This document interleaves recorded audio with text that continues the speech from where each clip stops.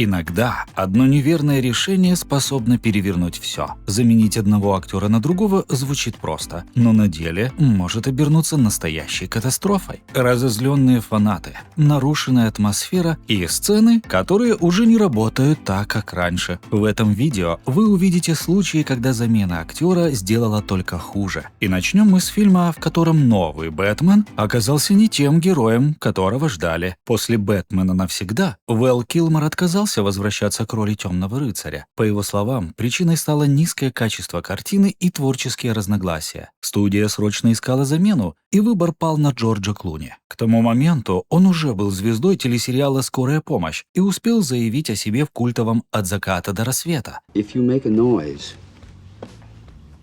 Mr. 44 makes a noise.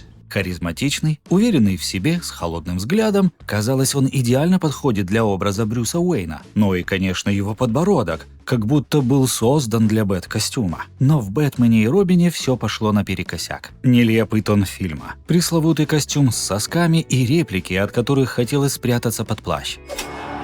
Никогда не покидай пещеру без кредитной карточки. Даже талант Клуни не смог спасти происходящее. Его Бэтмен получился слишком легким, почти карикатурным, без внутренней боли и тяжести, которые делают этого персонажа по-настоящему интересным. И хотя вина лежит не только на актере, но и на всей съемочной группе, сам Клуни не раз говорил, что прекрасно понимает, насколько плохо сыграл в этом фильме. I always apologize for that. I had to first explain that to my wife, which didn't play well. Даже фанаты, готовые прощать многое, не смогли закрыть глаза на то, каким стал Бэтмен. Фильм провалился и в прокате, и у критиков, а сам Клуни позже шутил, что убил Бэтмена. I actually thought I destroyed the franchise. К счастью, этот провал не уничтожил ни карьеру актера, ни самого героя. Уже в следующем году Клуни снялся «Вне поля зрения», где, к слову, получил $10 миллионов за роль, а подход к экранизации Бэтмена кардинально изменился, и в 2005-м стартовал новый перезапуск от самого Кристофера Нолана. Коль уж мы заговорили о «Темном рыцаре», стоит вспомнить и «Бэтмен. Начало», когда Кэти Холмс отказалась возвращаться к роли Рэйчел Доуз. По официальной версии, она выбрала съемки в другой картине, хотя позже признавалась, что просто не захотела снова играть в блокбастере. Нолан не скрывал разочарования, ведь строил эмоциональную дугу персонажа именно на ее образе. На ее место пришла Мэгги Джилленхол. Она сыграла более серьезно и драматично, но ее энергия сильно отличалась, и часть зрителей почувствовала, что химия между Брюсом и Рэйчел уже не та. И хотя Джилленхол справилась достойно, замена все же оставила чувство несостыковки, особенно у тех, кто смотрел фильмы подряд. Когда речь заходит о замене актеров, сложно не вспомнить «Один дома». Тут все голые, какая гадость. После грандиозного успеха первых двух фильмов, где роль Кевина МакКаллистера исполнил Маколей Калкин, студия решила продолжить франшизу. Но Калкин, ставший настоящей суперзвездой, к роли больше не вернулся. Он уже вырос и, по его словам, не видел смысла возвращаться. You sneaky bastard! В третьем фильме пошли другим путем. Новый герой, новое имя – Алекс Прюит, и новый актер – Алекс Дэвид Линц. Это уже был совсем другой фильм, который хоть и не повторил успеха оригиналов, но воспринимался как отдельная история. Простите, что я был хорошим гражданином.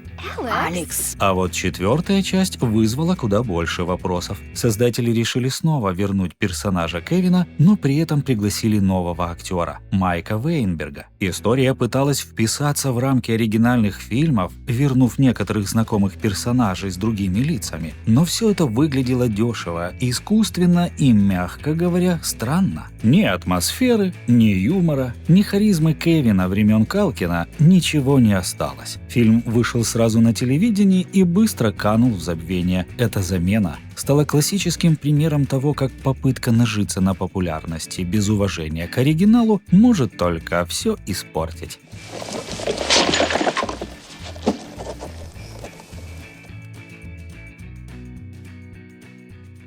Когда говорят о культовых злодеях, имя Ганнибала Лектора всплывает одним из первых, хотя впервые его сыграл Брайан Кокс в фильме «Охотник на людей» 1986 года. Именно Энтони Хопкинс превратил этого персонажа в абсолютную икону. Его Лектор в «Молчании ягнят» был одновременно обаятельным, пугающим и до жути интеллектуальным. За эту роль он получил Оскар, и казалось, именно таким должен быть Ганнибал – хищным, с тонкой ухмылкой и фирменным. Хопкинс вернулся к роли в продолжении «Ганнибал» 2001 года и в приквеле «Красный дракон». Лес Гроссман, кто это?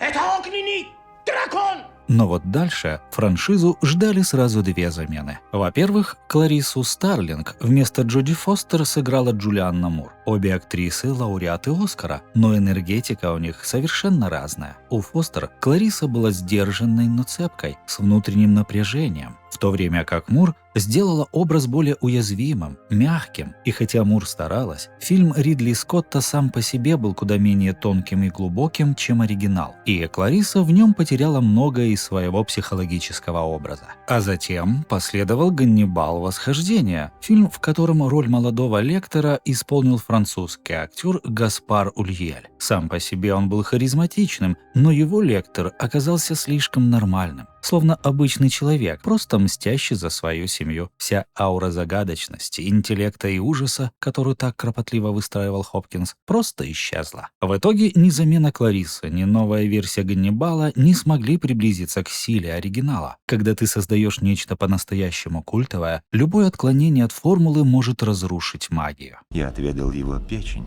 с тушеными бобами и чудным кьянти.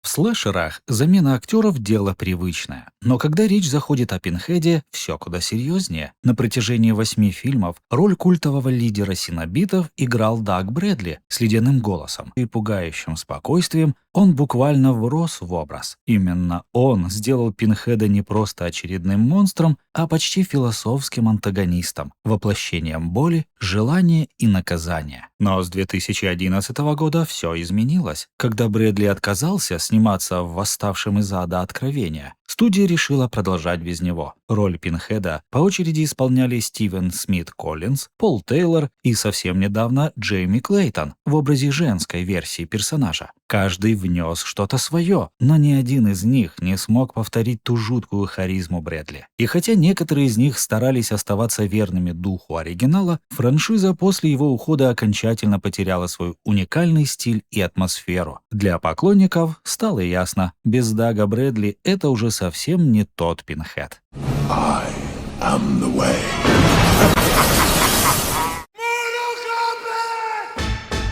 Если большинство оригинального каста отказывается возвращаться в продолжение, это как минимум тревожный знак. Но в случае с «Смертельной битвой 2» студия решила не останавливаться. Чистая победа. Из первой части не вернулись Кристофер Ламберт, Бриджит Уилсон и Грегори МакКинни. Вместо них зрители увидели Джеймса Ремара, Сандру Хэс и Линна Ред Уильямса, актеров второго эшелона, которые выглядели как дешевая замена. Вот теперь то, что надо. Причем проблема была не только в актерах, но и в общем уровне производства. Персонажи выглядели карикатурно, визуальные эффекты устарели уже на момент выхода, а сюжет будто был собран наспех из фанатских теорий. Химия между героями исчезла, мотивации расплылись, и от той атмосферы, которая сделала первую часть культовой, не осталось почти ничего. Фильм провалился у критиков и зрителей, а франшиза ушла в тень на долгие годы. Второй Mortal Kombat до сих пор приводят как пример того, как не нужно делать сиквел, и особенно, как опасно менять сразу весь костяк, на котором держался успех оригинала. Плачется красиво. Питер Уэллер идеально подошел на роль Алекса Мёрфи, полицейского, ставшего киборгом, и сделал «Робокопа» 1987 года по-настоящему культовым. Он вернулся и в сиквеле, но после второго фильма решил покинуть франшизу ради съемок у Кроненберга «В обед нагишом». Студии пришлось срочно искать замену, и на роль взяли Роберта Джона Бёрка. Вот только заменить Уэллера оказалось не так просто. Несмотря на старания, Бёрку не хватало той харизмы и особой пластики, с которой Уэллер воплощал киборга. Каждое его движение было выверено, каждая фраза запоминалась. Арестуйте меня.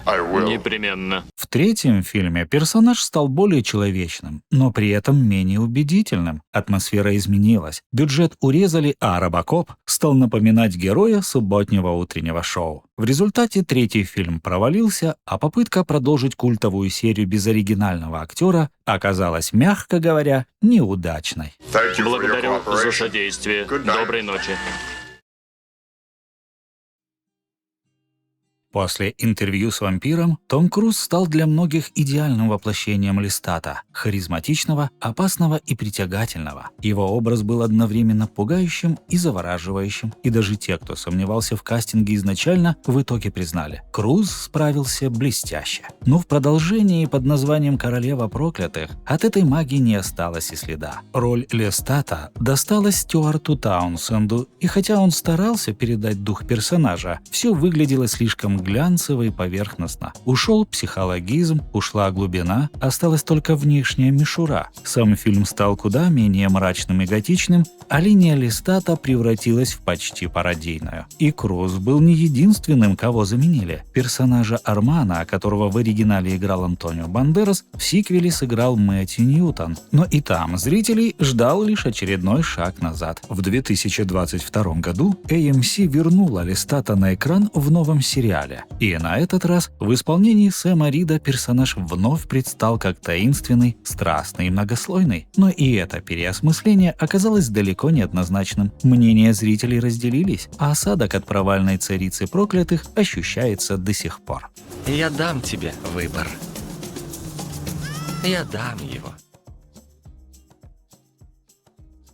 На роль Брюса Беннера в киновселенной Марвел претендовали сразу 3 актера, и путь к финальной версии оказался непростым. В 2012 году Марк Руффало дебютировал в «Мстителях» и впоследствии стал постоянным Халком. До него «Зеленого гиганта» сыграли Эрик Бана и Эдвард Нортон, причем именно уход Нортона сопровождался громким скандалом. Марвел заявила, что отказалась от Нортона в пользу актера, который воплощает командный дух, а сам Нортон ответил, что дело исключительно в деньгах, и назвал заявление студии дешевой и ненужной репрезентацией. По его словам, Марвел до последнего вела переговоры, а потом просто решила сэкономить. «Пусть разбирается со своей кармой. У них проблем и без меня хватает», заявил актер в интервью для The Independent. Когда стало известно, что роль уходит к Руффало, многие восприняли это с настороженностью. Не было уверенности, что он справится с таким эмоционально сложным и физически ярким персонажем. Но, вопреки ожиданиям, Руффало сумел не только удержаться в образе, но и стать для многих лучшей версией Халка.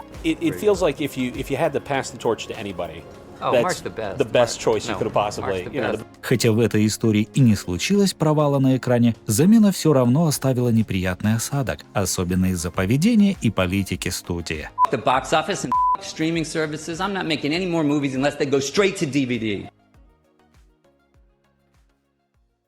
После успеха «Флинстоунов» 1994 года Universal, конечно, захотела продолжения, но Джон Гудман и Рик Моренес, сыгравшие Фреда и Барни, не были обязаны возвращаться. Контрактов на сиквел не было. Студия решила схитрить, снять приквел под названием «Viva Rock Vegas» и просто заменить актеров. На главные роли пригласили Марка Эдди и Стивена Болдуина, но магия оригинала куда-то испарилась. Их версия Фреда и Барни выглядела скорее как дешевая пародия, а не возвращение любимых героев. Фильм провалился в прокате с грохотом, критики не щадили никого, и франшиза так и не получила продолжения. Я всю жизнь мечтал стать человеком, а когда стал, этот человек мне не понравился. Криспин Гловер был одним из самых ярких персонажей первого «Назад в будущее». Его Джордж Макфлай, неуклюжий, но трогательный отец Марти, запомнился надолго. Но ко второй части актер не вернулся, не устроил гонорар. Да и сценарий вызвал у него вопросы. The offer was less than half of what Leah Thompson and Tom Wilson, who had similar-sized roles. Продюсеры решили проблему по-своему. Взяли другого актера, Джеффри Вайсмана. и постарались сделать так, чтобы зритель ничего не заметил. Его гримировали под Гловера и часто использовали архивные кадры. На съемках Вайсмана называли Криспином без проблем, а Лиа Томпсон, игравшая мать Марти, признавалась, что ей трудно было играть с самозванцем. Гловер подал в суд. Студия использовала его внешность без разрешения. Дело уладили вне суда, но случай стал поворотным. В Голливуде всерьез задумались о праве актера на свое лицо. Иногда плохая замена – это просто плохой выбор. А иногда повод навсегда переписать правила всей индустрии. It's not normal to put a different actor in that person's face. Озвучка Джина в «Аладдине» — одна из самых легендарных ролей Робина Уильямса. Он не просто дал персонажу голос, он превратил его в комедийный ураган, который перетягивал внимание в каждой сцене. Но после премьеры все пошло совсем не по-сказочному. Уильямс заранее просил Дисней не использовать его голос в рекламе и мерчендайзе. «Я просто не хочу ничего продавать. Ни игрушки, ни фастфуд», — говорил он. Но студия нарушила договор, и актер публично разорвал с ними отношения. Дисней попыталась замять конфликт, даже подарив ему картину Пикассо стоимостью $1 миллион. Но это не сработало. Уильямс отказался возвращаться в сиквел «Возвращение Джафара», и на роль пригласили Дэна Кастелланетту, того самого, кто озвучивает Гомера Симпсона.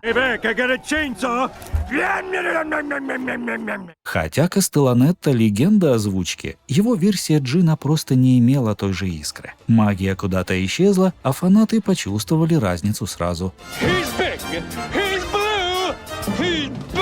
10,000 years will give you such a crick in the neck. Только после публичного извинения Дисней Уильямс вернулся в третьем мультфильме «Аладдин и король разбойников», и это стало главным поводом гордо лепить его имя прямо на обложку VHS. В итоге Дисней все же вернула Уильямса, и не из уважения к искусству, а потому что даже магия Джинна не работает без правильного голоса.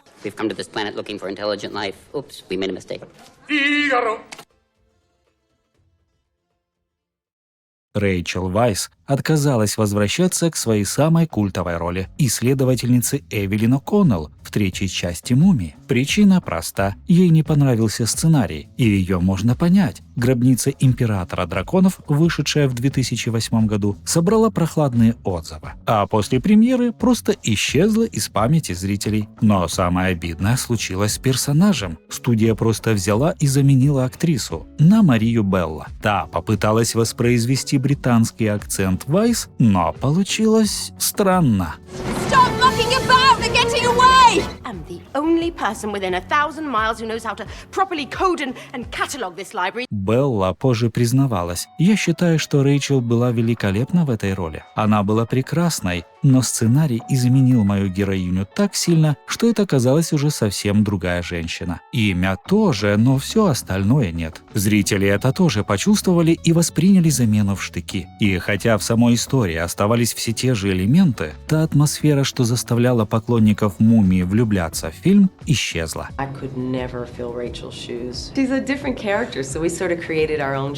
Вместо того, чтобы продолжить знакомую историю с теми же героями, мы стали наблюдать совершенно другие отношения и другую динамику. В результате третья часть осталась в тени двух первых фильмов, и многие так и не смогли простить замену актрисы.